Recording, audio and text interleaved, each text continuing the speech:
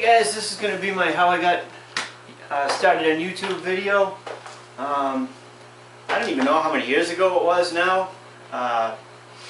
We got the faster internet, and I was finally able to watch videos on YouTube, and every now and then I'd just look around a little bit, see what was going on.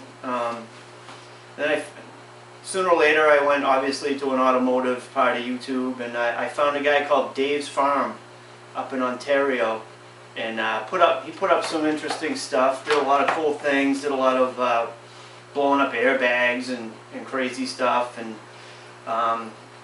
he had kind of a group of guys that were always there, and they built these crazy contraptions, just cut up cars and did weird things to them, and after a while the guy would go out there. He was doing jumps, and he'd have his username on the side of his car, One Pug Life, and I started watching him.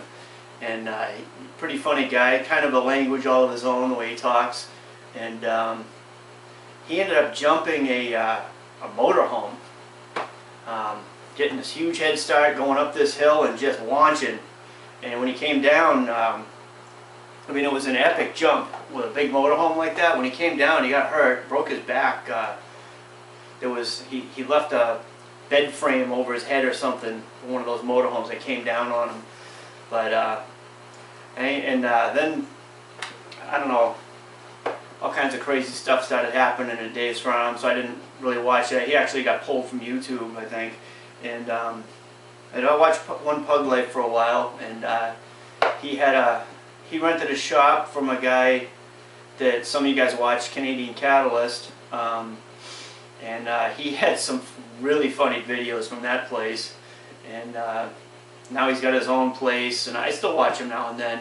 But through that I found some other guys. I think that's how I found Pisser. He was watching One Pug Life.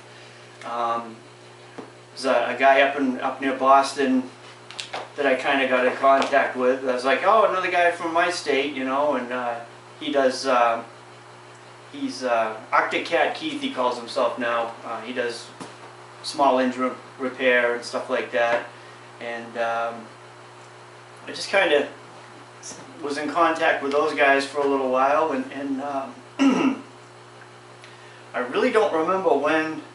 I think it was James Freddy's found some of my painting videos. And he kind of, and then I saw some of the stuff he was doing, which blew me away, and I was impressed that he thought what I was doing was cool. And he called me one night. He was doing a series, Who's in Your Neighborhood, and that conversation was on his video, and I started watching him a lot, and that kind of gave me a push. That's probably your fault, Jeff, that I'm still doing this. But after that I got in contact with let's see, VW Darren started putting up a lot of videos. Greg Porter.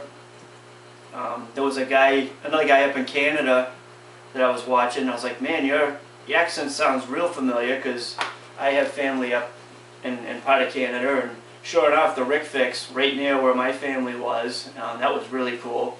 And met a lot of great guys since. I can't name all the names right now, but that's kind of how I got my start.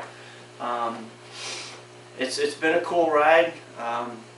Awesome group of guys.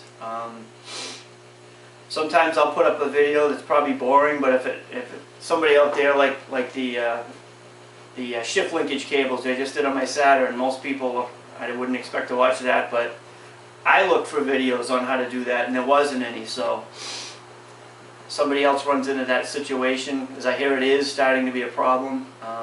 There's a video on how to do it. I hope it helps somebody.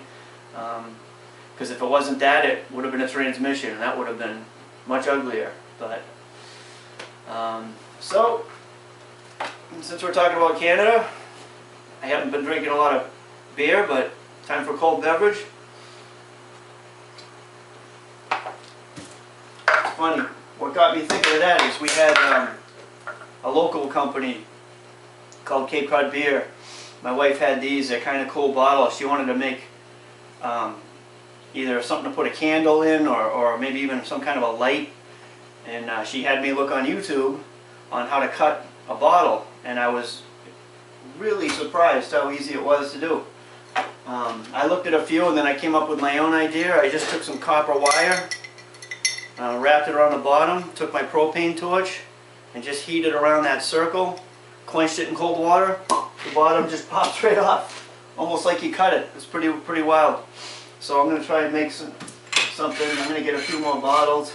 I was even thinking I have an old landscape and accent lighting that I still have the wire in the ground. All the little lights have been, the kids kicked them around over the years. They're all gone now, but I could get some more and just put these in the ground, or little bottles around. That would be kind of cool.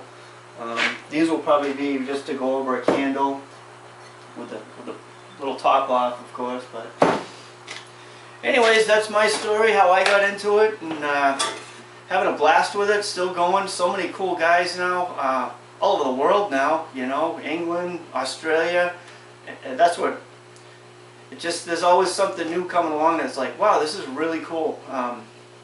And now anytime I go somewhere, I'm like, there's a guy kind of there. Maybe I can stop in and visit his garage or something, and pretty cool, pretty cool.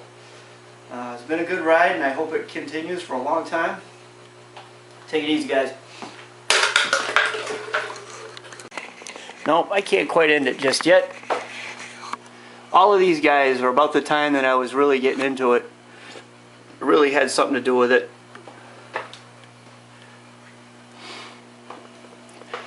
Tommy Shoe, I can't not watch a video of his. They're just so interesting. Always gets you thinking. Some of the guys aren't around anymore. They're probably still watching. Like this guy. Shut Your Face Garage, man, they do some awesome stuff up there. Can't say enough about it. Just all of these guys. I mean, I'm not a Jaguar guy, but watching that project come together, wow. Fin painter. We got shoebox Fords being built. Just incredible. Can't say enough.